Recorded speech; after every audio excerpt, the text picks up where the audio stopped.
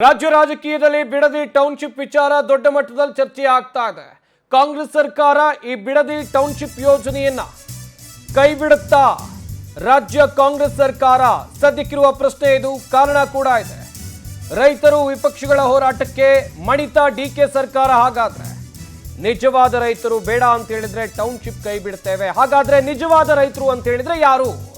ಹುಬ್ಬಳ್ಳಿಯಲ್ಲಿ ಕೆಪಿಸಿಸಿ ಅಧ್ಯಕ್ಷ ಬಿಕೆ ಹರಿಪ್ರಸಾದ್ ಸುಳಿವು ಕೊಟ್ಟಿದ್ದಾರೆ. ನಿಜವಾದ ರೈತರು ಹೇಳಿದ್ರೆ ನಾವು ಆ ಯೋಜನೆಯನ್ನ ಕೈ ಬಿಡ್ತೀವಿ. ಬಿಡದಿ ಟೌನ್ಶಿಪ್ ಕುರಿತು ರಾಜಕೀಯ ಹೋರಾಟ ನಡೀತಾ ಇದೆ.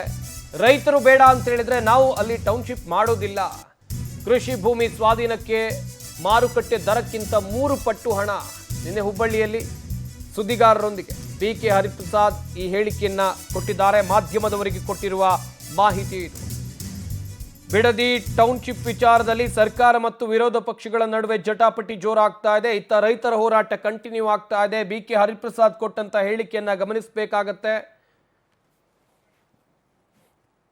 ಸುಧಾರಣೆ ಕಾನೂನಿಗೆ ತಿದ್ದುಪಡಿ ಮಾಡಿದ ನಂತರ ಅದನ್ನ ಜನತಾದಳ ಸರ್ಕಾರದವರಿದ್ದಾಗಲೇ ಆ ಒಂದು ಪ್ರಾಜೆಕ್ಟ್ಗೆ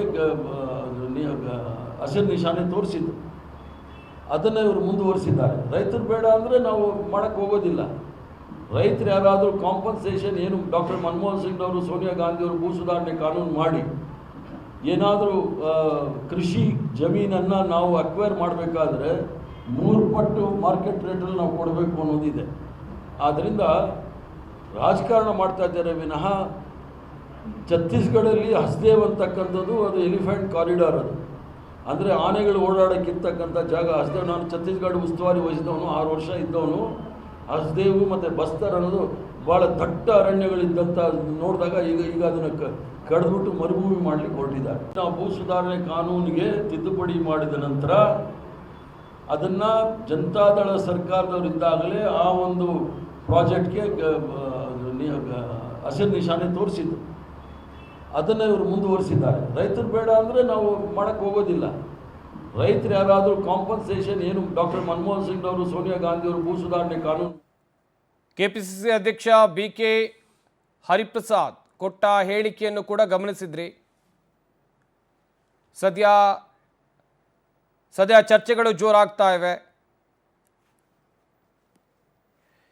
ಮಾಹಿತಿ ಕೊಡ್ತಾರೆ ನಮ್ಮ ಪ್ರತಿನಿಧಿ ಶಶಿಧರ್. ದೂರವಾಣಿ ಸಂಪರ್ಕದಲ್ಲಿ ಜಾಯ್ನ್ ಆಗ್ತಾ ಇದ್ದಾರೆ. ಶಶಿಧರ್, ಒಂದು ಕಡೆಯಲ್ಲಿ ಹೋರಾಟ ಬಿಡದಿ ಟೌನ್ಶಿಪ್ ವಿಚಾರಕ್ಕೆ ಸಂಬಂಧಪಟ್ಟ ಹಾಗೆ ದೊಡ್ಡ ಮಟ್ಟದಲ್ಲಿ ನಡೀತಾ ಇದೆ. ಇತ್ತ ಬಿಕೆ ಹರಿಪ್ರಸಾದ್ ಅವರು ಕೊಟ್ಟಿರುವಂಥ ಹೇಳಿಕೆ, ನಿಜವಾದ ರೈತರು ಹೇಳಿದ್ರೆ ನಾವು ಆ ಯೋಜನೆಯನ್ನ ಕೈ ಬಿಡ್ತೀವಿ ಅಂತ ಹೇಳಿ.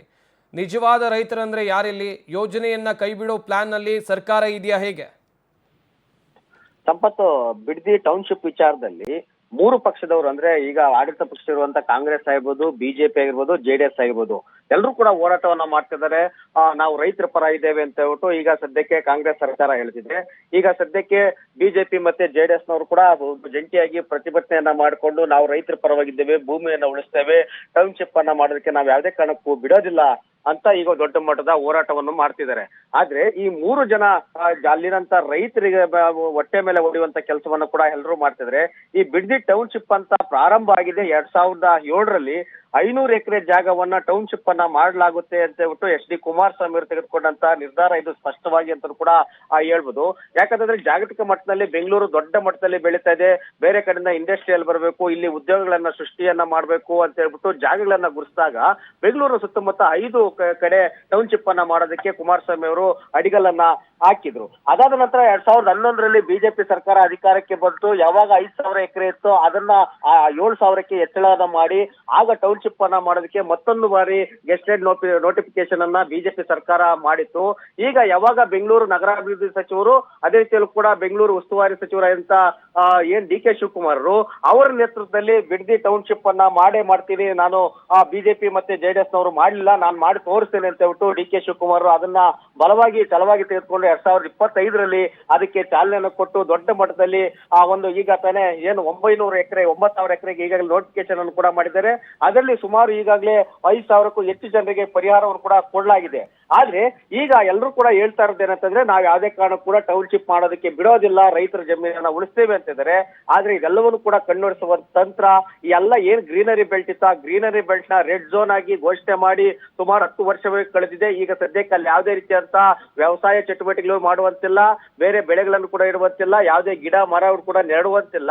ಒಂದು ಬಾರಿ ರೆಡ್ ಝೋನ್ ಅಂತ ಘೋಷಣೆ ಮಾಡಿದ್ಮೇಲೆ ಅಲ್ಲಿ ಯಾವುದೇ ರೀತಿಯಂತ ಕೃಷಿ ಚಟುವಟಿಕೆಗಳನ್ನ ಮಾಡುವಂತಿಲ್ಲ.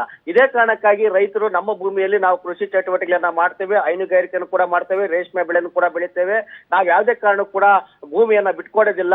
2 ಕೋಟಿ ಅಲ್ಲ 2.5 ಕೋಟಿ ಕೊಟ್ಟರು ಕೂಡ ನಾವು ಬಿಟ್ಟೋದಿಲ್ಲ. ನಾವು ಬಿಟ್ಟು ನಾವು ಎಲ್ಲೋಬೇಕು, ನಾವು ಜೀವನ ಮಾಡೋದು ಹೇಗೆ ಅಂತ ಹೇಳ್ಬಿಟ್ಟು ರೈತರೀಗ ಹೋರಾಟವನ್ನ ಮಾಡ್ತಿದ್ದಾರೆ.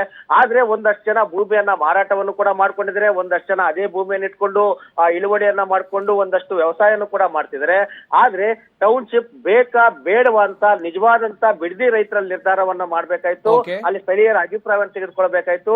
ಇಲ್ಲ ಮಾಡ್ಲೇಬೇಕಾದ್ರೆ ಅದಕ್ಕೆ ಪರಿಹಾರವಾಗಿ ಅವರಿಗೆ ಭೂಮಿಯನ್ನ ಕೊಟ್ಟು ನಂತರ ಅವರಿಗೆ ಪರಿಹಾರವನ್ನು ಕೊಟ್ಟು ಅಲ್ಲಿ ಟೌನ್ಶಿಪ್ ಅನ್ನ ಮಾಡೋದಕ್ಕೆ ಮುಂದಾಗಬೇಕಾಯ್ತು. ಆದ್ರೆ ಇದ್ಯಾವುದು ಕೂಡ ಮಾಡಿಲ್ಲ, ಸರಿಯಾಗಿ ಪರಿಹಾರ ಕೂಡ ಕೊಟ್ಟಿಲ್ಲ, ಬದಲಿ ಭೂಮಿಯನ್ನು ಕೂಡ ಕೊಟ್ಟಿಲ್ಲ. ಗ್ರೀನರಿ ಬೆಲ್ಟ್ ಅನ್ನ ಈಗಾಗಲೇ ರೆಡ್ ಝೋನ್ ಆಗಿ ಕೂಡ ಮಾಡಿದ್ದಾರೆ. ಸದ್ಯಕ್ಕೆ ಈಗ ಬಿ.ಕೆ. ಪ್ರಸಾದ್ ಅವರು ರೈತರ ಪರ ನಾವು ಇದ್ದೇವೆ ಅಂತ ಹೇಳ್ತಾರೆ. ಇನ್ನು ಈ ಹೋರಾಟ ಮುಂದುವರೆದು ಯಾವ ಹಂತಕ್ಕೆ ಹೋಗಿ ತಲುಪುತ್ತೆ ಅಂತ ನೋಡ್ಬೇಕಾಗಿದೆ. ಥ್ಯಾಂಕ್ ಯು ಶಶಿಧರ್ ತಮ್ಮೆಲ್ಲ ಡೀಟೇಲ್ಸ್ಗಾಗಿ.